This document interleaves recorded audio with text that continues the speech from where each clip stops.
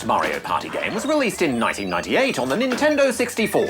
It involves 4 players taking turns to roll a die and move around a virtual board trying to collect stars. In the beginning, only 6 playable characters were on offer to choose from, but now a whole host of characters from the Mario universe can get in on the die-rolling action. In Mario Party 9, Bowser has stolen all of the mini-stars out of the night sky. So Mario and his crew have to try and win them back by playing the tricky game of wits and chance that Bowser sets out for you. The best thing, as well as being both frustrating and hilarious about Mario Party games, is that anything can happen. I mean, while there's some skill involved in certain minor choices and of course winning minigames, it's largely left up to chance, and Bowser's constantly throwing spanners into the works to shake things up, as he calls it. At the beginning of each game, each player rolls the die to determine the order of play, and the player with the highest number will begin as the captain. As you each roll the die to move your vehicle forward, whoever's captain of that round will collect any mini-stars in your path, as well as take on whatever task is set out by the space you arrive on. The person with the most mini-stars at the end wins. But it's far from that simple. Stars are awarded and taken away from you at almost every turn.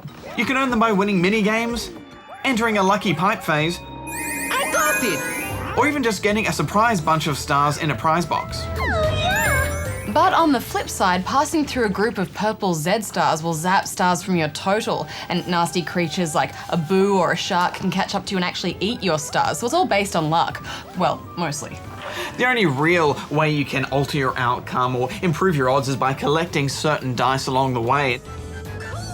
And you can hold on to 3 of these at any time.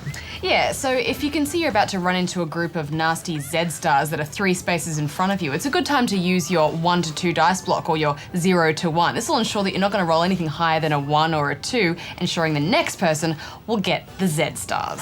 Then there's Bowser spaces.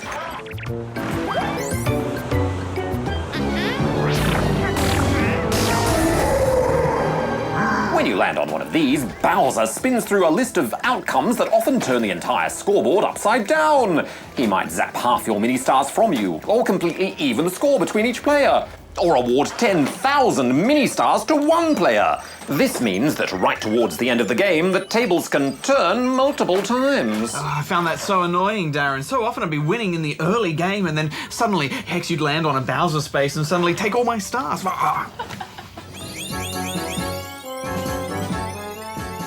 Yeah, I thought it was great that at the end it showed you a graph of how your scores changed dramatically throughout the game. But even if it's a really close match, at the end of the game, bonus stars are awarded to the player that used the most special dice, that lost the most stars, and won the most mini-games, so that can often change the outcome too.